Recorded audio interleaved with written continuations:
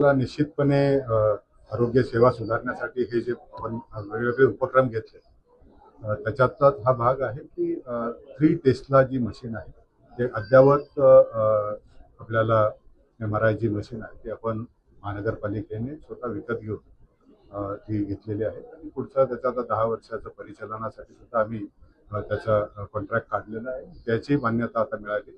मला अपेक्षा आहे की आता नजीकच्या काळामध्ये हे सगळं जनतेसाठी सगळ्या वापरासाठी आपल्याला आपण सुरू करणार आहोत. त्याचा खर्च अत्यंत नगण्य आहे. आपण मला वाटतं रेट जे ठेवलेत आपण ₹1500 आणि ₹2200 असे दर पण कॉन्ट्रास्टसाठी थोडा जास्त खर्च येतो.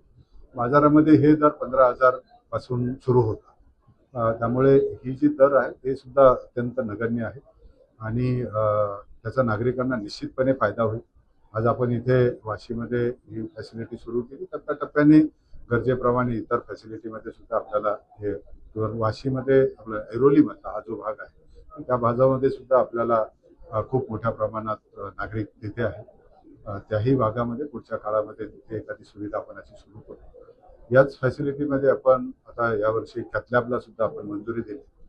मला वाटतं की पाईपलाईन कॅथलॅब आहे. त्याचाही फायदा नागरिकांना निश्चितपणे होईल. ह्या सुविधा आपण दर्जोन्नती करणे किंवा सेवेमध्ये वाढ करणे याच्यावर जास्त भर आता आपण दिला. आमच्यापुढे काही आव्हानं निश्चितपणे आहेत की मनुष्यबळाचे आपल्याला येतात त्यामुळे त्यावरही टीका होत असते. व्यवस्थापनामध्ये काही उणिवा राहिल्या तर त्याच्याबाबतही आपल्यावर याच्याबाबत माध्यमामधून बऱ्याच वेळा चर्चा होते. परंतु पण निश्चितपणे मी सांगू शकतो की महानगरपालिकेमार्फत महानगरपालिकेचे सर्व लोकप्रतिनिधी सन्मान्य लोकप्रतिनिधी आहेत त्यांच्या सर्वांचा एकच पाठपुरावा या सगळ्या बाबीमध्ये आहे की चांगल्या दर्जेदार सुविधा आपण ज्यावेळेस करतो त्या नागरिकांना मिळाल्या पाहिजे आणि त्याच्यासाठी आपण निक्षुणपणे काम पण केलं पाहिजे. मी सुद्धा स्वतः आज सगळ्या हॉस्पिटल असेल याच्यासाठी आम्ही फील्ड व्हिजिट करतोय. ह्याच्यामध्ये आमचे लोकांना पण सेन्सिटायझेशन आहे. डॉक्टर्स आहेत, नर्सेस आहेत, त्यांना सेन्सिटाईज केलं पाहिजे. नागरिकांशी आपण ज्यावेळेस काही संवाद करतो त्यांना कशा पद्धतीने आपण ईज जो आहे त्याला सुसह्य होईल. उपचार घेणं हे सुद्धा सुसह्य झालं पाहिजे. याच्यावर जास्त भर आता राहील आणि आणखीन एक मोठा उपक्रम आपण याच्यामध्ये आता सुरू करणार आहोत की HMI जो आहे सो ही हेल्थ मॅनेजमेंट सिस्टम याच्यावरही काम करतो. कारण आपल्याला मनुष्यबळ जसं कमी पडत चाललं परंतु आता तांत्रिक ज्ञानाचा जो काय फायदा आहे त्याचा घेतला पाहिजे. त्याच्यामुळे आपल्याला पूर्ण पेशंटची हिस्ट्री लगेच मिळू शकते.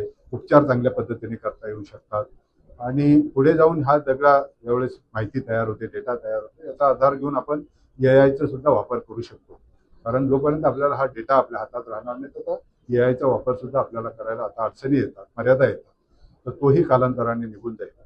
मला खात्री आहे की ही सेवा जनतेला खूप खूप उपयोगाची पडेल.